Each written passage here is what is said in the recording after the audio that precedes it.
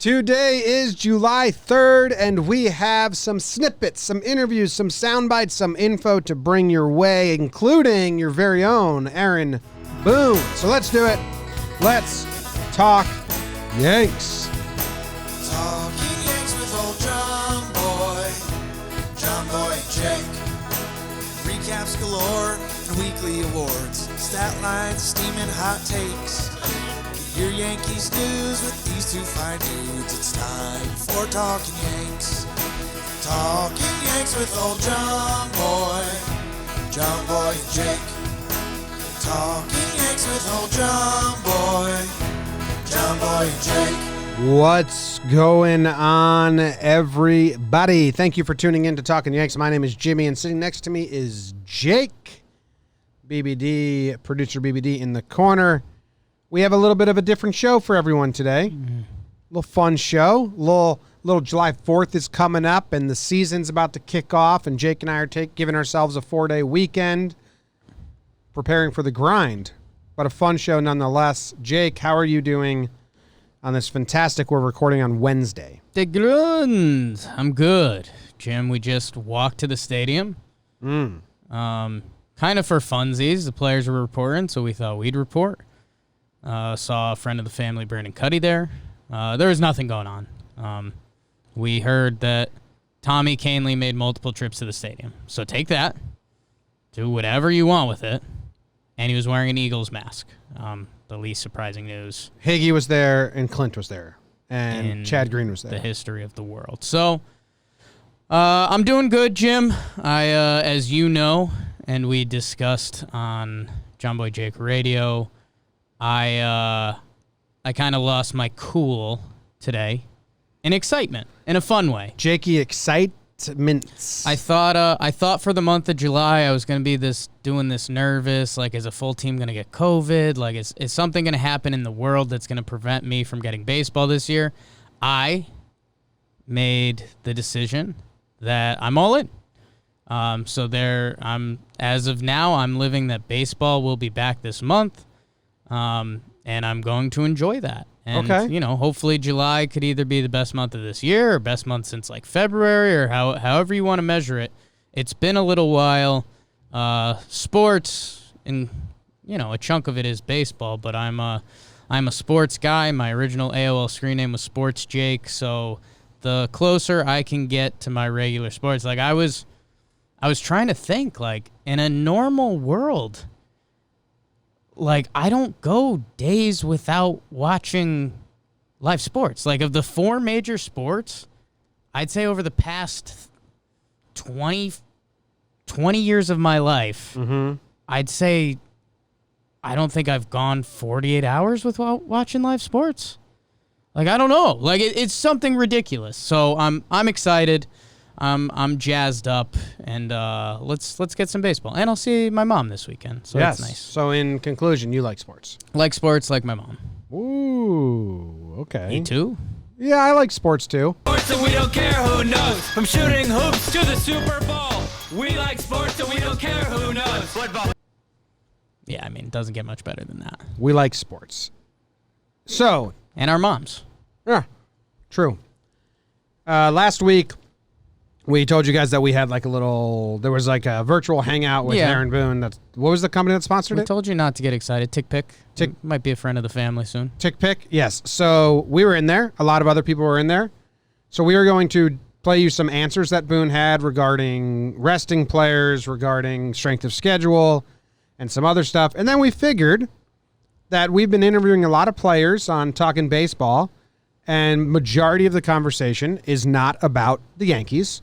But since it is Jake and I, we do get there quite often. Yes. So we're going to give you guys, Talkin Yanks listeners, some of the snippets from these athletes that we talked to that pertain to the Yankees. Yes. So first, we're going to do Aaron Boone. First question, the only question we got to ask, that a lot of people took some good questions. But when it came to us, the thing that's been on my mind... You're hell-bent on this. The thing that's been on my mind the most is strength of schedule, and how are the Yankees going to attack that since the games are not weighted even close to evenly. Oh, no. What's up, Booney? How are you? We're in the Bronx, so we're ready for you if you need us to shag balls or anything. Have you thought about the weighted schedule at all? 40 games against the AL East are much more important than the 20 against the NL East, and we know you like to rest guys and kind of, space out the back-to-backs and all that. Well, do you think there's more emphasis on winning the division, especially when the other teams are playing completely different teams? The two Easts are pretty good. Yeah, I mean, you look at the East and it's going to be a lot of tough games and a lot of tough opponents on a given night. Look, always divisional games always carry a little bit more weight with us. Certainly last year, and anytime you're playing the Rays, obviously, who was our main competition in the division last year from a standing standpoint, in a lot of ways we treat those count as double, because you're giving your foe a loss. So the division games always bring a little added importance. But in a 60-game scenario, where competition is going to be fierce, where who knows what's going on in the other divisions that you don't have any control over. 60 games, we gotta play well. There you have it, Booney. Kind of a runaround answer, if I remember correctly, but also kind of like, yes, they are. The division is more important. He was into it, and I mean, I think it's where the gap between you and me right now. Like, I'm still, every game has a ton of importance. I could see, like kind of I said, if they play a 2-game set against the Nationals and they win the first one, I think maybe you'll see some of that to gear up for 3 against Tampa or if another team's competing in the East. But it's so tight together that you almost, there's only so much juggling you could do. Yeah. But, those, I think you are going to see them empty the tank a little more against the divisional teams, which does make sense mathematically. Especially bullpen and stuff like that. Yeah. This guy asked Aaron Boone about it being a sprint and not a marathon, and Booney's answer, we'll play it right now, was kind of funny because he was basically saying, I'm going to be more annoyed by the narrative that gets written about than the actual change in gameplay. Let's stop it before we start, people. Basically, yes, the season is shorter. Yeah, the season's shorter. Please Hot takes. Don't make it a narrative. It's going to be so annoying. Here it is. I'll be more annoyed with the narrative of it all because, of course, that's like you got to pick something out of, obviously a 60-game season. So that's going to be the conversation in overdrive after every game. The first game of the year, you can't afford to, and this team's off to a good start. So I think it'll be my job, our job as a team to not get so caught up in that. You still got to lock in day to day on the game. That's where our focus will be. Obviously, when you look back, you're going to need to avoid a poor stretch of playing. Whereas maybe more so than other years, a team that comes out of nowhere is probably a little more realistic. But our focus will be on, first and foremost, hopefully we kick this thing off on July 3rd after getting tested and it's go time. It's spring training. It's locked in. I feel like we have a pretty good plan in place about how we're going to attack from day one to try and get us ready so that when July 23rd or 24th, whatever it is, hits, like we're in a position to be best. And that's going to be challenging, but that's kind of the focus. And trying not to get caught up into this streak that we're gonna have or not gonna have. It's about July 3rd right now, and how do we best get our players ready when that bell rings? Because obviously there's going to be some urgency. The other question that I like the most in this little chat we had was someone asked him about resting guys, and he kind of flipped it a little in my brain because his answer, and we can play it right now and then we'll talk about it. His answer was basically injury hurts more. So here you go. As far as different, first and foremost, we're starting the year with 30 players. So that's unique in and of itself. I would like to think that that's something that will serve us well, us being the Yankees, because I have a lot of confidence in who I think is our well, this year, because we're going to 26 anyway, but from 26 to our 30th man on the roster, they're really good players for us. Like if you do the math on who those guys might potentially be, those are guys we have a lot of confidence in. So hopefully that depth, especially in the early days, when you still may be working guys back, will play an important role for us. It'll be interesting to me to see where we are after 3 weeks spring training as far as building our pitchers up. We're going to try and build them up as best and as safely as we can. I think there's going to be that temptation the first 10 days and 2 weeks because of the urgency to maybe push guys. I think that's a dangerous thing potentially, because you lose a horse early or a couple guys go down early because you're pushing that envelope. Their season could be wrecked and done, right. and then you're up against it. So we've got to be able to lean on our depth a little bit in those early days. I'm confident in that.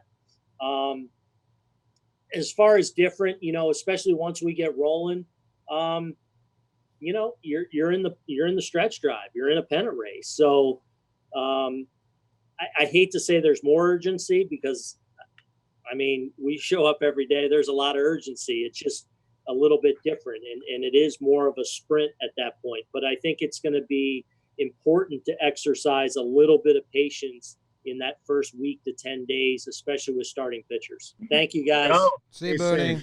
All right, so basically he's saying that he's not going to go full bore out the gate because in a 162 season, if you go full bore, you can risk injury, but that guy will probably get injured, recover, and be able to play for the playoffs. He's like, if you risk injury this year, you're losing the guy for the whole season, so you almost have to go really delicate. If you're out for a month, it's normally a shrug in baseball, where here, you can lose your whole season. And those are some of the early reports we've gotten back to when people have been blowing up those quotes, because I think there's a Stanton quote that was like basically he will be playing DH, and they're going to ease him into the field. And, I kind of get it if you're the person screaming, like, how long has this guy gotten to get healthy? But and it is the tricky part of this sprint season. Like, yes, we need to win games, and we want to win the East, but there will also be a build-up to the playoffs. So it doesn't make sense to run Giancarlo Stanton out there 6 days a week in left field, especially when at the start of the season we don't need that. And we've got other guys we like, too. Yeah, so it kind of eased my mind a little bit because I knew they were going to do rest days and stuff like that. But now it does make sense. Like, hey, if Gary pulls his hamstring for a month, that's basically the whole season. Yeah.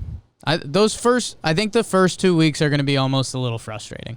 I do too. I think everyone is going to be rotating in and out almost daily. Yeah.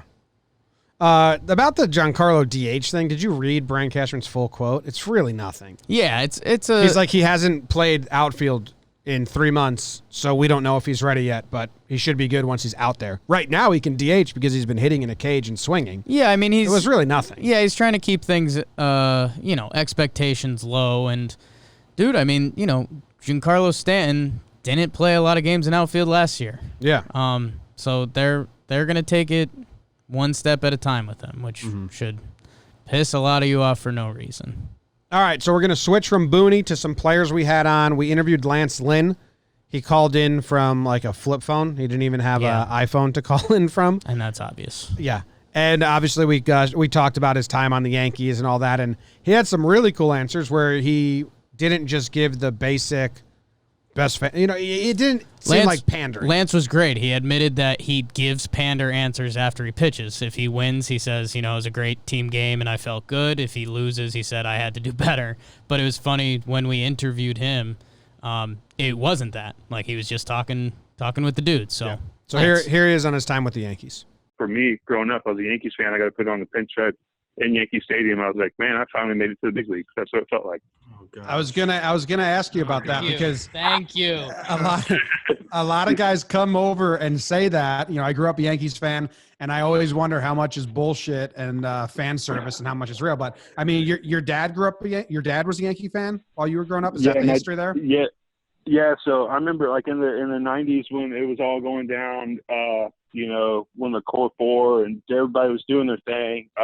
I was a huge Yankees fan, and I was like 10 to 12 to 13 years old. So I got to go play in the Little League World Series. And it was just kind of one of those things where Yankees were always on TV, and you loved them. You loved Jeter. Like, you could guy that played the game, did everything the right way. And it's just like you watch, heck, I remember watching Clemens and Pettit and Mussina and all those guys just go after it. And then, you had the best closer of all time watching him play. So it's like you were a little spoiled. And I was like, I want to play, I want to be on that stage, or I want to play with those guys. You didn't get a chance because, most of them were retired, but that was what you always thought. Like, if I ever make the big leagues, I want to be them. And then to be able to put on the same uniform as them was awesome. Yeah. I mean, that's okay. Not bullshit. I love it. Yeah. I know you can't see us, but that just made us so happy because we can hold that over Trevor Plouffe's head for a little while. So thank you so much. What I love about watching you pitch is the mentality you bring to the mound. We're Yankees fans, so when you got traded over, I mean, it was just a ton of fun. That first start I think you made in Chicago after the Yankees got blown out by the Red Sox. I mean, you shut the White Sox down, but you were also screaming, yelling on the mound, bringing this like kind of, I don't know, just bravado. Is that mindset or who you are on the mound? Do you have to mentally get yourself there, or is that just naturally who you are when you're out there? No, there's just something that happens when I'm standing on the mound and someone's trying to hit against me that it's just pure anger that takes over. And I've had it my whole life. So I had to learn how to tame it down a little bit, because younger in my days, especially with the Cardinals, it was, oh, he has a bad attitude. And then weird part about it is when you start pitching better, it's like, oh man, he's a bulldog. No, I'm still the same guy with the same meanness that I was before, but if you pitch a little better, you're a bulldog. If you struggle, you have a bad attitude. So I just decided if I pitch better, no one will talk to me about it anymore, and they'll leave me alone, and it worked. Yeah, I mean, I remember you struck out Polka in the White Sox during that game, and just turned off the mound and screamed, "Fuck you, motherfucker!" and walked off.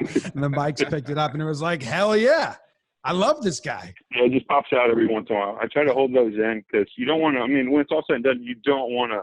That was nothing at him. It's just one of those things where I get going and it kind of takes over. So it's never at a player unless I've actually never yelled directly to a player or at a player. Just sometimes it just comes out, and that's just the unfortunate thing of it. But it's okay, because when I give up a homer and they want to fit me, I'm okay with it. They got me. It's part of it. So, it's just in the moment. I'm cool with it. CC is very similar to you in that way, where he's always yelling and screaming, but it's nothing personal. Did you guys have a good connection when you came to New York? Yeah, man, it was awesome to play with him. I've had the luxury of playing with quite a few like really good competitors, and he was awesome to be around, pick his brain, talk to him about everything that he's gone through in his career, and how he went from a power guy to, being able to do what he did at the end of his career with, manipulating both sides of the plate, using that cutter and stuff like that. So it was really awesome to be with him, that half of that year heck, I saw him pitch it feels like my whole life. I told him that when I got to him, I was like, man, I feel like I've seen you pitch since I was like 4 years old. But I was a little older than that when he came up with Cleveland, but it was definitely when you get to play with guys like that, it's like one of those things where you feel like you've made it. Your first time out of the pen, those first 4 innings, if they were anything good, you were getting Sonny's spot. That's just kind of where that season was at that point. And then you do what you did in Chicago. I think it was 7 innings, shutout ball with 9 or 10 strikeouts. So then you started the rest of the season. That was a lot of fun. I enjoyed watching you pitch. I mean, like I said, just constantly yelling. My favorite, Lance, was one time you struck a dude out, and then you just said calmly to yourself on the mound, right down the middle, got him. That sounds like something I'd say. Well, I probably went to like 0-2, 1-2, 2-2, 3-2, trying to be cute, and then I just said, all right, here it is, do it right down the middle. I was fine. Like, what were you doing? Just do it from the get-go. You kind of just shrugged. All right, that was Lance. We're now jumping over to Dale Scott, who, if you're not familiar, is a MLB umpire for a bunch of years. He's also the man. He's been one of our favorite interviews, and anything we've done doing this, and it's a really cool perspective. I think there's a little bit like, why would you guys interview an umpire? But you forget they're right there, and they're taking it all in. So Dale's got some awesome stories. Billy Martin, Paulie O, a little bit more. Dale Scott. The one story I want to talk about is I think your second or third year, so you're probably still young, 28 years old. Billy Martin gets in your face and actually throws dirt onto you. Yeah, that was the last time Billy Martin was ever ejected. It was by me. It was Memorial Day, 1988 in Oakland. He was with the Yankees. This was obviously Memorial Day was Monday. It was Monday Night Baseball. ABC used to have Monday Night Baseball just like they had Monday Night Football. And so it was a 5:00 start in Oakland. And they, of course, watered down the infield to keep the dust down or whatever. And so this was in the bottom of the third. Walt Weiss was the hitter for Oakland, very first hitter of the inning. He hit a line drive, low line drive to Bobby Meacham at second base. I was the first base umpire. And there was a question if he short hopped it or if he caught the ball. And Rick Reed was the umpire at second base. And from my angle, it looked like he short hopped. It was very close. He could have gone either way. Rick calls no catch. Meacham, even if we were wrong, if he just glanced up and saw no catch, he could throw Weiss out by 30 feet. I mean, there's really, he's out easy. It's not going to be a close play at first, but Meacham just, assumed he caught the ball and just started throwing around the horn. So Weiss, is at first, and here we go. They're, yelling at Rick. And so here comes Billy out of the first base dugout, and he comes right by me and he said, "You saw him catch the ball." And I said, "No, Billy, I got him trapping it." And so he runs off and he's talking with Rick, and Rich Garcia was the crew chief. He was at home plate, and John Hirschbeck was at third base. And this was my third year. I was 28, and Billy Martin, like a lot of managers, they will have a tendency to pick on the younger guy on the crew. I used to hate that as a young guy, and as an older guy, I loved it. That's neither here nor there. So they're arguing, and I kind of am just drifting over there. And so all of a sudden he turns to me and he said, "You saw him catch them?" I said, "No, Billy, he trapped it." And he said, "Well, you're full of blankety blankety blank." And so I ejected him. He personalized it, and I ran him. So he immediately started to try to kick some dirt on me. And this was the bottom of the third. It had been a quick game up to then. The dirt's still damp, and so he can't get a good kick going. He's kicking and he can't get some dirt going. So finally, he just bends down and picks it up and just does a chest pass right into my chest. My parents were in the stands. They had come to the game. I got them tickets and a whole bit, and my mom was horrified.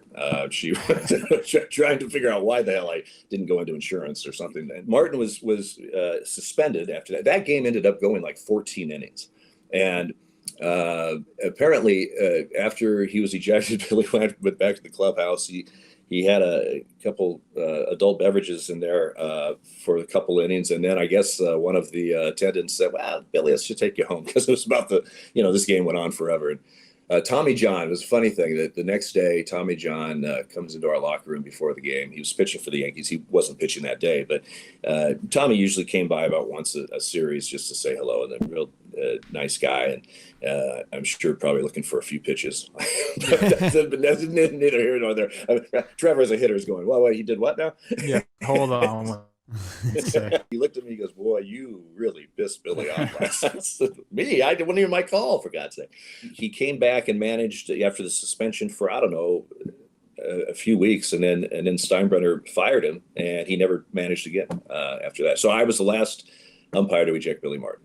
Did he ever reach out? Is there any conversations? Later on, I don't remember how close it was after this Oakland incident in Oakland, but our crew was going to New York, and I got a call from the league offices. Say, "Hey, Dale, we're going to switch some guys up, and instead of going to New York with Garcia, we want you to go to Detroit or wherever the heck I was going to switch with somebody else." I said, "Okay," and that happens, and I really didn't think much about it. Well, we found out later in the season. You got to remember this 1988. This is we didn't have email and all this stuff. Somebody actually wrote a letter to the American League office saying if Dale Scott ever comes to New York, he's leaving in a body bag. Because of, and I didn't know about this. The league got this letter. It was because I threw out Billy Martin. And so they had switched me from my next New York trip. Unbeknownst to me, that's why they switched me. They told me later on that was the reason, which, you know, you take it with a grain of salt, but it was still, it you know, you think about it a little bit. I think it was Billy writing the letter with his left hand. Well, very well could have been. That's crazy. I want to talk about the 2001 World Series. I mean, it's after 9/11, the Yankees and Diamondbacks, and Bush is throwing out the first pitch, which there's been so much retelling of that story, and a Secret Serviceman dressed as an umpire, I believe. What was that whole environment and that series like? That whole thing was incredible. Game 3, the first game in Yankee Stadium, the president was coming. I had the plate that game. That was my plate game. So lucky me. In the postseason, it's hilarious. These locker rooms suddenly have all these people in it that you don't even know who they are. I mean, these are front office people from MLB. There's the television people. There's security people. It's like, who are all these people? Yeah, you know, that show up, and so you have a lot of kind of just distractions that you don't normally have in your normal routine. Plus, oh, by the way, you're getting ready to umpire you know, behind the plate in a World Series game at Yankee Stadium. So hey, stay hot. So, so you have all this going on. Well, now add to that, we're at the president. Jimmy Joyce and I were on the crew that year, and we got at the stadium really early because we knew of security and everything. And to show you how insane security was there right after 9/11, at Old Yankee Stadium, we used to walk in to the press gate. There'd be a guard there. We'd go down these stairs. At the bottom of the stairs would be a guard. There'd be a long hallway, and then another long hallway. There's a guard there. Then you walk right by the Yankee clubhouse, and then just a little bit farther is our clubhouse, and there's a guard there.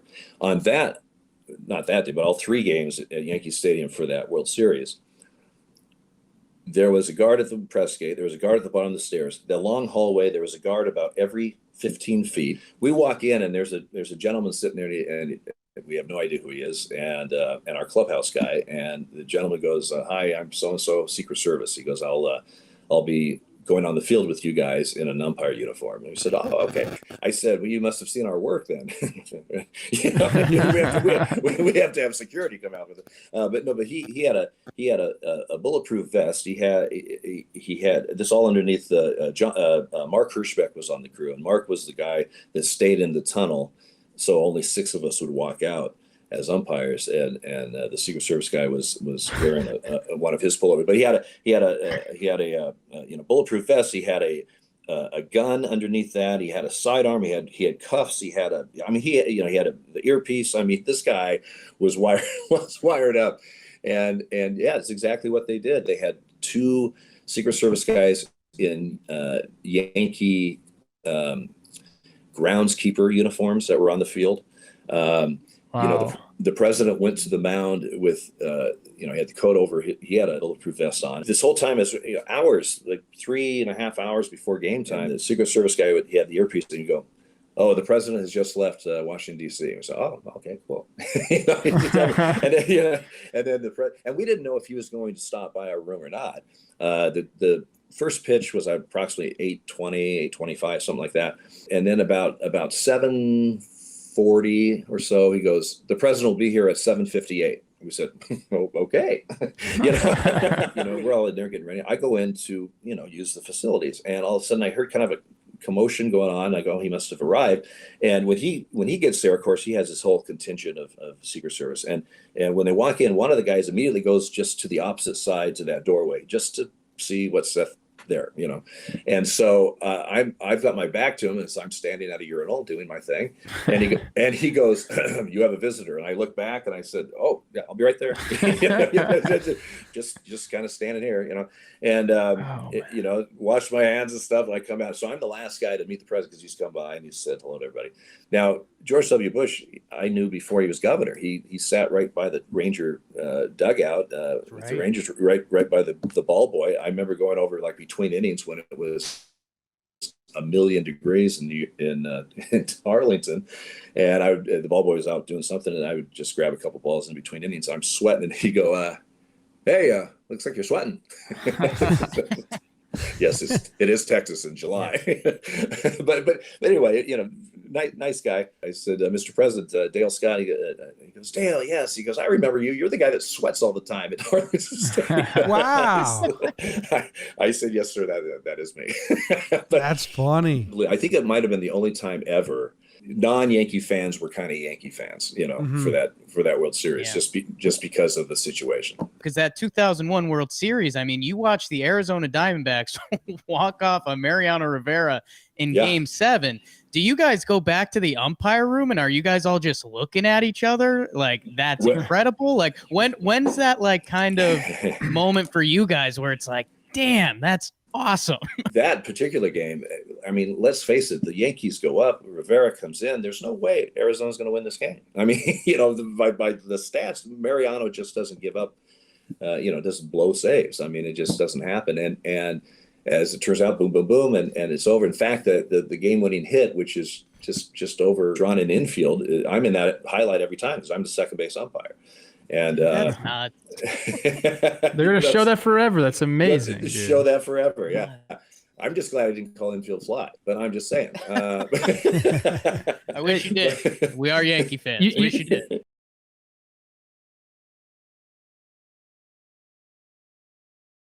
Now, certain players or managers may have kind of a rap sheet because they get run a lot or they complain a lot. So you understand who you're dealing with. If you have a guy that hardly ever says a word and then he questions you on a pitch, you kind of go, well, maybe I screwed that up. But when you have a guy that moans all the time, you take it with a grain of salt because it's like crying wolf after a while. It's just like, it doesn't really matter what I call you. You're not going to like it, I got a few guys that I could think of that did that. Paul O'Neill was hilarious with the Yankees. I swear, Paul, he would always have something to say about a pitch. I mean, every game you could not, escape without Paul having a discussion. I once got in an argument with Paul. He fouled it off and said, "Was that a good pitch?" I said, "Yes." He goes, "No, it wasn't." I'm going, what am I supposed to do now? But it's the Yankees, man. They're so entitled, those Yankees. Well, that's a whole nother segment. But I remember we had a Saturday day game in Cleveland. And I had the plate and with the Yankees there. And the next day, I'm at third base. Sunday afternoon, there was a pitching change, so there was a timeout on the field. And Paul's at third base. I go, "Hey, Paul." And he looks back, and I go, "Hey." He goes, "Hey, Dale." I go, "Hey, Paul, hell froze over." And he goes, What are you talking about?" I said, "I had the plate yesterday, and you didn't complain about a pitch." I said, "I think hell is frozen over." He said, "Yeah, you're right. I think it has." That's funny. All right, Dale is the man, like Jake said. I love both tidbits. The Billy Martin thing is wild. The hate mail he got is scary. Yeah. But Paul O'Neill asking him, "Where'd you have that? Or was that a strike?" And then Dale said, "Yeah, it was a strike." "No, it wasn't." It's like, why'd you ask? Come on, Paul. It's a great story. Great. All right, next up we got Sean Doolittle, World Series champion. We had him on. I think it was like one of the longer interviews we ever did because we were just getting chummy with him. Deep thoughts. Like an hour and a half maybe. And it wasn't his debut, right? It was the first time he got as a closer. First save attempt came against the Yankees with like Teixeira, A-Rod, Cano, and Andrew Jones, I believe. So real dudes. He went into that. He remembered everything perfectly. Here's that. My first save was super nerve-wracking because it was against the Yankees my rookie year, and Balfour, who was our closer, was down that day. I believe he'd worked probably 3 days in a row. So they came to me before the game and they were like, "Hey, if it gets to then you're going to have the 9th." And I was like, all right. I'd been in the big leagues for like a month at this point, and I was like, I was just like, okay, like I'm just happy to be here. And then like the game starts, the game, progresses, and I'm watching the scoreboard, following the lineups, and around like the 6th or 7th inning, you start to try to envision who you might have in that 9th inning if things kind of stay the same. So you're like, all right, I'm gonna probably face this chunk of the lineup, and you might get at that time there was a binder in the bullpen that had all the scouting reporting information. Now it's an iPad. And I like flipped it open, and I was like, I forget the exact order, but it was like, I have it here. Like, it's crazy. It was like, was it Cano, A-Rod, Andrew Jones? A-Rod, Cano, Teixeira, Andrew Jones is the 4 batters you faced in your first save. Yeah. At Yankee Stadium in a 1-run game. It was at the Coliseum. Oh, it was at the Coliseum? In a 1-run game. 2-1, I believe, was the score. And I think A-Rod led off with a hit. Yeah, single. Yeah, it was this weak broken bat, like bleeder to left. And I was like, all right, so maybe like I still have my good fastball. It wasn't like a solid hit. I was like, all right, I think I might be able to figure this out somehow. And then Cano was next, and I was like, I felt pretty good about the left-on-left matchup, and I was like, I got him.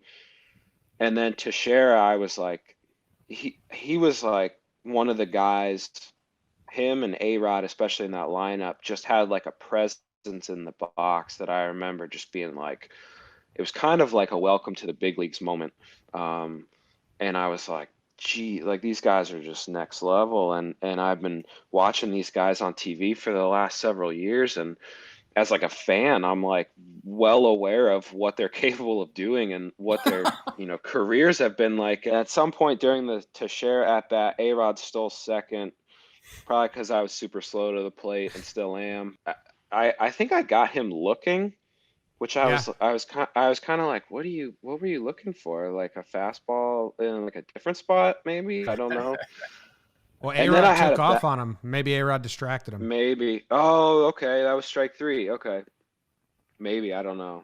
But then I had a long battle with Andrew Jones for the final out, and I was like, you're going to have to earn every single bit of this. Like if you're going through the teeth of this order with just these names and these guys against the Yankees, my mom's side of the family are diehard Yankees fans, and we've converted some of them to Nationals fans after the World Series, but they're from North Jersey. They're still very much Yankees fans at heart, I think. And so for me, like growing up, hearing about the Yankees and constantly having to be on the opposite end of the family bragging rights and stuff, I was like, it had to be this way. And, Jones is battling, he's fouling off high fastball after high fastball. And I was like, I'm going to have to earn every single bit of this, man. Like all 1,000 of these home runs combined that these guys have in their career, I'm going to have to find a way to get through this. But so it was extra special to nail that one down. All right, Doolittle's awesome. Follow him on social media and stuff. He's an interesting cat. We're now jumping into, and this is okay, CC, we know you're listening, don't listen to this part. Our Trevor Plouffe and Oscar Mercado, the young Cleveland Indians outfielders, we're talking about hitting homers off CC. So we're sorry, Big C. Sorry about We're sorry, dude. Here's this. Who are your guys that you either modeled your game after or that you just loved watching play? So my favorite player growing up was A-Rod. Okay. And Jeter, I liked a lot. Yeah, huge Jeter guy. I think those are because I was a huge Yankee fan, so I grew up idolizing those guys. Growing up a Yankee fan, was it like double exciting then when you popped that homer off CC? Oh, yeah, that was awesome. That's awesome. And I don't hit oppo homers either. So that's a big name. Yeah. It was awesome to be able to do that. Because I grew up watching him all the time. He was so nasty. Did Plouffe get CC? I pumped him. He's on the list? You both got Big C, huh? You know what? I have a story about that. Do people care? I don't know. I'm going to tell it anyway. I was sick in that game. Okay. And I puked right before that at bat. I was in the dugout in the bathroom and I puked and I was like, I got a hit. I went up there. Everyone was like, you all right? And I was like, yeah, whatever. And I just went. And I think that's probably why I was like ready to ambush. I just wanted to get the hell out of the batter's box. He's like, if I stand in here too much longer, bad things might happen. And I pumped him. So that's my my flu game story. Thank you for listening. Now I'm going to bring up the video of the home run and see if you look just like you just puked. Yes, I did. Let's see. 91 right down the middle. That was right down the pipe. Thank you, CC. Thank you, Brett. Oscar probably would have robbed that one. Oscar gets that, yeah.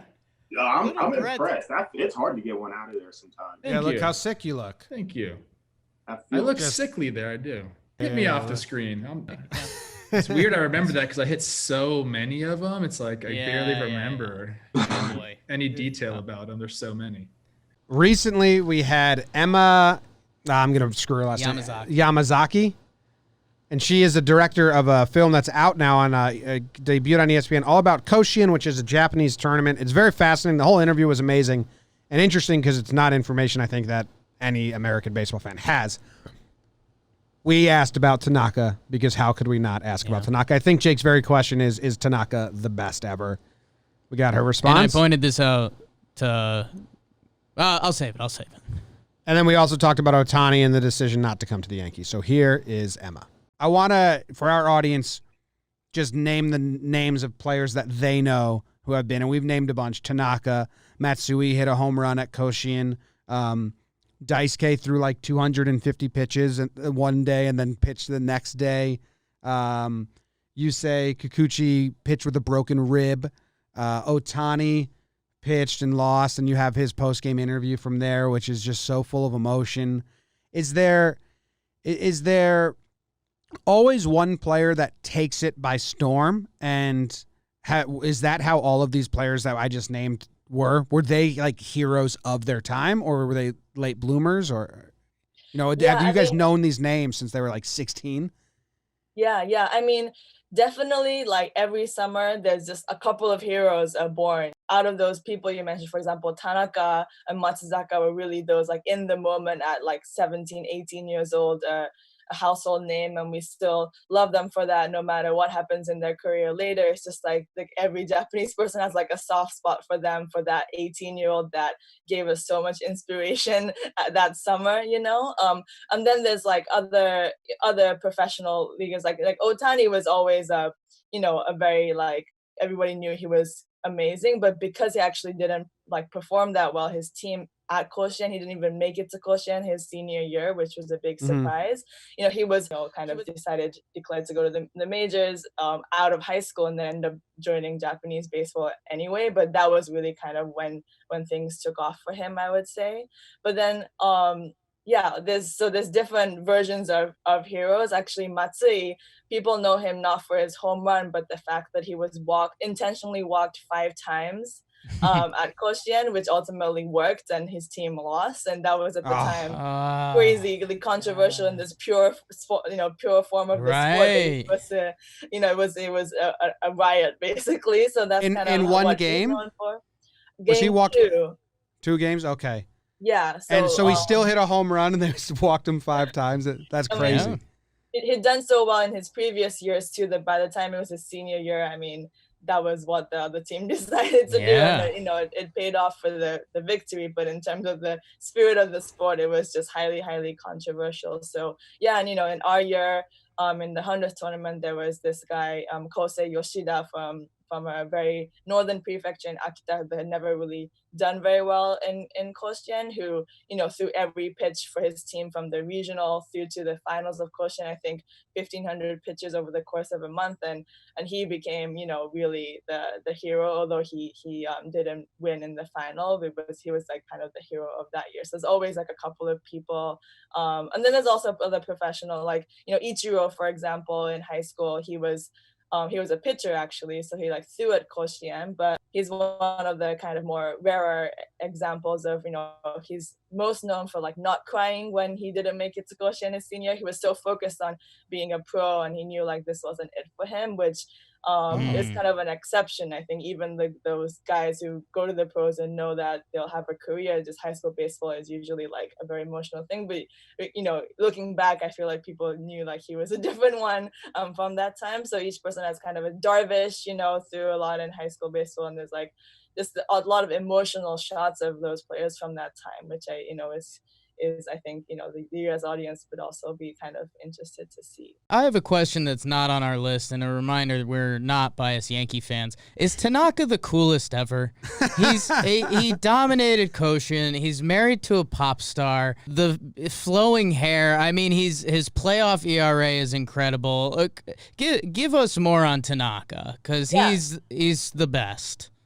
Yeah, and I'm that Tanaka generation where I was in high school when he was in high school, and again he almost won Koshien 3 years in a row. I mean, that's like winning once is like almost impossible. And then he did it his freshman year, his sophomore year, and then his senior year, he threw out this epic, tied game in the final, and then came back for a rematch to lose. But he'd really captured our hearts by then. And since then, when you see like in Japan, he had a 25-0 season, and then his how he does in the playoffs, especially, and once he's gone to the Yankees, I think really he's this guy that is good under pressure. I mean, he's experienced it in Koshien as a 16, 17, 18-year-old, and it's just part of what he thrives on. It must be because and his intensity and focus, I think, comes out of possibly this environment he was in high school, like that he was already prepared for these high pressure situations. And we love how emotional he gets. I mean, us in Japan, because we've seen him grow up, we've seen every stage of his success, we just like really can't get enough of him over here either. This is a picture of him that I always look at. I don't know if you've seen it, but it's him just celebrating. Uh-huh. It's my favorite. It's my favorite. Yeah. It's like so. Have you seen this? It's so much emotion. Yeah. It looks like a god on a baseball field. It's so cool. Fine. Yeah. I have a normal question, then I'm going to attach a Yankees bias question on top of it. When players leave Japan to go to the MLB, to go to America, is the Japanese fan base, how much percentage is it very happy for them and celebratory because they're going to MLB versus kind of disappointed that they're not, playing in their home country and their time zone and their teams? Like, is there any resentment? Like, I wish we could keep these guys here, or are they just happy that they move to the MLB? I think there's always a little resentment. I think it's also changed. That ratio has changed over the years. I mean, when Nomo went, like the whole country was very, very upset until he did well, and then we loved him. But like that was in the mid 1990s, and then now I think at this point I'm there might be the kind of the older generation, the more conservative generation that really doesn't like that, like that, they just go there and they want to stay in Japan. But otherwise, I think general fans can't wait to see Ohtani play in the majors or see Tanaka play in the majors. I mean, at that point, like we just want them to go over there as like young as possible almost, because what's happened also is that due to different systems, like a lot of these great players have had to go up like right after their peak or things like this. Yeah. I think at this point, it's like, if you're gonna go, like please go soon, so that you can really do well over there. I think that's the mentality has shifted, but I think there's always that pull of like, oh, stay here, and of not being able to see them. But I think compared to what Nomo went through, I mean now there's always, even like Matsui, like when he decided to go, because he was very like almost like, I think he like apologized to at the press conference for making that decision to his Japanese fans and things like that. But there's a lot of like, it's not like there's a like considerations and like sensitivity that they always have when they leave. But I think at this point, we want to see how they do, and then later on in their years they can come back and we embrace them as they like try to end their careers sometimes over here as well. Yeah. It's part 2 of the question is Yankee Homer question. Yeah, when Ohtani is announced that he's going to the Angels, is there like a collective grunt in Japan, like, ugh, we wanted the Yankees? I mean, I remember there was like an epic complaints from the U.S., like New Yorkers, and like I remember like these from headlines. Us. Like, from us, you're talking to them. Yes. We wanted them, but yeah, I mean, I think, I don't know. I mean, definitely the Angels were not like very well known as a team, I would say, over here before Ohtani went, like it's not like the Yankees or the Mariners where like, so many players had gone. So I feel like the grunt really came from the US side. I think for here, we were not as critical. Like it's almost like we have great respect for the fact that, as like he didn't go for the money. He didn't go for like the most popular sport. It looks like he picked what he thought would be the best team for him at that moment as that young player he went as, instead of like being kind of like, in a way, maybe blinded by like the best teams offering him like much more money or, things like that. So I think actually here there's like tremendous respect for that. And maybe also a feeling that, how it's turning out, like I think a lot of people want him to continue to both throw and pitch, and maybe like, you know, in different other teams like the Yankees, like if he didn't do well just even for a short time, there'd be like pressure to like, you know, not, you know, make him quit one or the other, things like that. So maybe I feel like at the time we felt like, oh, like if that's how he feels and there's like the team over there wants him to do both, like we want that as well. So I feel like the disgruntles came from New York. I remember that outrage of being in the New York side, but that's fair. Well, he'd still be welcome. And the final question, how cool is Tanaka? No. And that was Ema Yamazaki. She was awesome. I hated that her Ohtani answer was actually like really good. Like we wanted to come back with a snarky joke or something, and it's like, oh no, that was kind of a good move by him. So we hate that. And I showed this to BBD after when I asked, is Tanaka the best? She nodded her head and she let out a silent yes. Like, yep, he is. He is that dude. And speaking of that dudes, we got a couple power-hitting second basemen back-to-back leaning into their wild card game experiences, which tie into the Yankees. Brian Dozier, he was in the Twins wild card game. Leadoff bomb for Sevy. A leadoff bomb. He said that was cool, as you'd expect. He says it in better words than me. And then I can't talk about Disco Neil Walker legally, but here they are. I got to ask about the 2017 wild card game. I don't know if you know, we're Yankees fans, so I'm not. But you led off that game with a home run. Is that one of the wildest? Is that one of the wildest first innings of baseball you've been part of?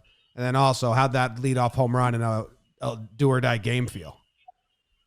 It's unbelievable. You know, I actually had like leading up to that, how cool it'd be to like lead off the game with a home run. And sure enough, it happened. I've never seen a stadium become so loud to become so quiet and then back to being the loudest I've ever heard in a span of 20 minutes.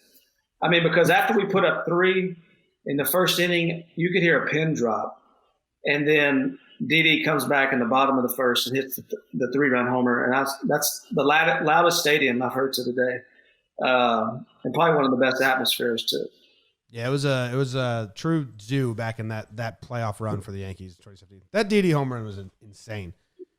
Yeah, oh yeah. That whole first inning. And they took off, and Irvin couldn't find the strike zone, and we played bad defense behind him. We couldn't hit, and they ran off. Do you haven't been in the one game playoff? I know there's been some talk about it, trying to expand that, and it's from a fan's perspective, it's incredible. If you're not rooting for one of the two teams in it, yeah. But it's also, I mean, it really doesn't make sense because we play 162 to bring it to one game. Where if someone has a bad day, like you said, like Irvin couldn't find the zone, there goes our season. Are you a fan of going 3-game wild card or something like that? Yeah, I think 3-game sets are better. Just the overall picture, because that's what we play the whole year. We never play one game. We do a 3-set or 3-game set.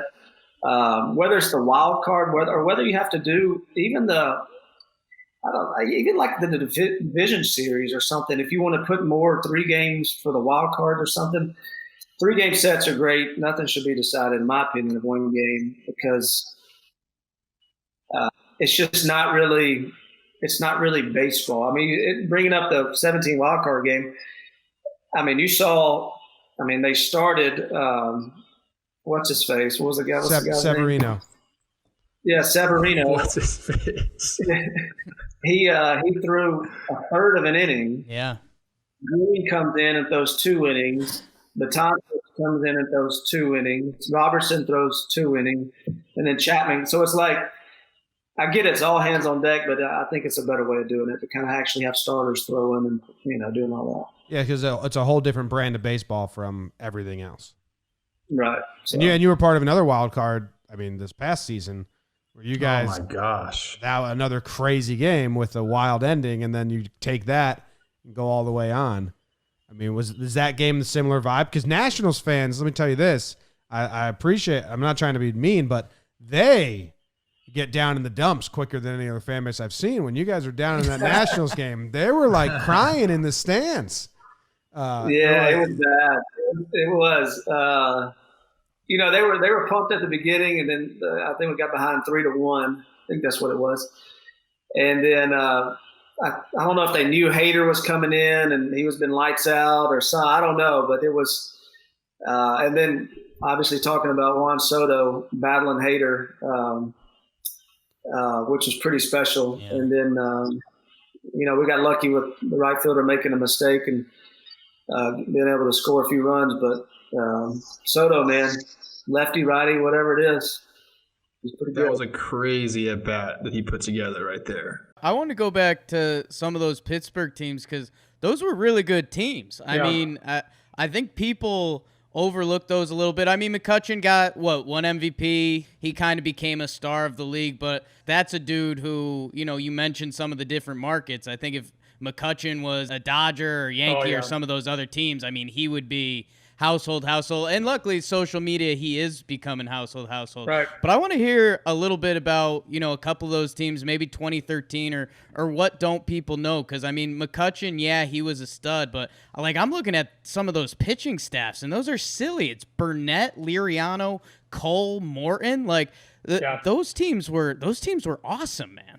Yeah, I got to the big leagues in 2010 and kind of got established later on in the 2011 season. I felt like I finally was like, okay, I'm here. And Andrew was up there a half a season before me in 2009. And then fast forward a little further, Charlie Morton was up there, but he was still kind of struggling to get his footing and consistency as a big league starter. We had guys like Starling Marte that came along, I think, later in the 2012 season. We had a really good first half of the 2012 season and fizzled out in April, in August and September. And we knew going into that offseason, we were like, hey, we got a pretty good squad here. We got some good players. And they did a really good job that year of bringing in Russell Martin and Liriano and AJ Burnett and these guys that were veteran guys. And they had kind of meddled a little bit the last couple years, but it was a perfect market for those guys to come in. I think AJ was coming from New York or Philadelphia or somewhere like that. Frankie struggled a little bit. I think he was with the White Sox maybe and just kind of struggled in the AL. Came over, and these guys just were really good. Everybody was healthy. It was like the perfect storm. And we got to about late May in 2013, and we kind of looked around and we were like, hey, we're legit. We got a chance at this. And we were staring down the barrel of the Cardinals, and Cincinnati was still really competitive. Chicago was kind of up and coming at that time. Milwaukee was on the downswing for that year. And we were just good. And we didn't have, like you said, we didn't have big name guys. Andrew was clearly our best player. Everything was built around him. Our pitching staff was steady. Garrett Cole got up there mid-season, and he just jumped right into the rotation basically as our number 2 guy. And we were one game, we lost the game. We lost the 5th game of the division series against the Cardinals in St. Louis. Carlos Beltran had a huge 3-run homer in the 6th inning to completely separate the game. But there was not many guys on our team that had a lot of postseason experience, and that kind of catapulted us through the next couple of years. And people that know that 14 and 15 year, we ran into a complete buzzsaw after that with Jake Arrieta and Madison Bumgarner in the wild card games. Yeah. But we were just as good in 14 and 15 as we were in 13. We just kind of fell victim to the wild card game. And in 13, we were beneficiaries of the wild card game. So that's kind of baseball. I mean, think about this last year. The Milwaukee Brewers had the wild card game won.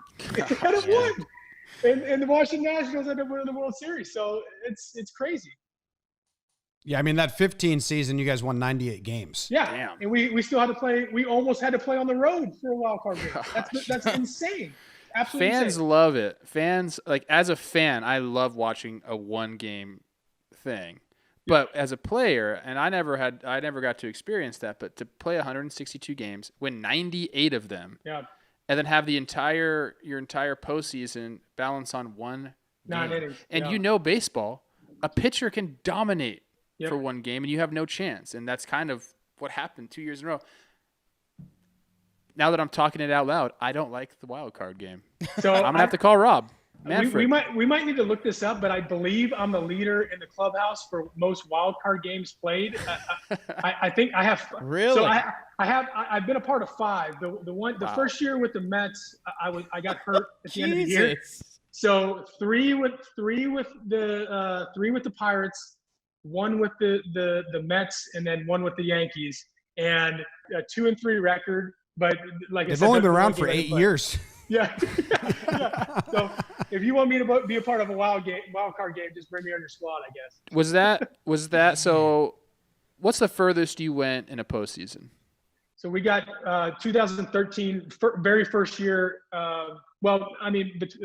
2013 and then 2018 with the Yankees. We got to Game 5 of the division series against the Cardinals in 13, and then we got to Game 4 against the Red Sox in 18. So, both.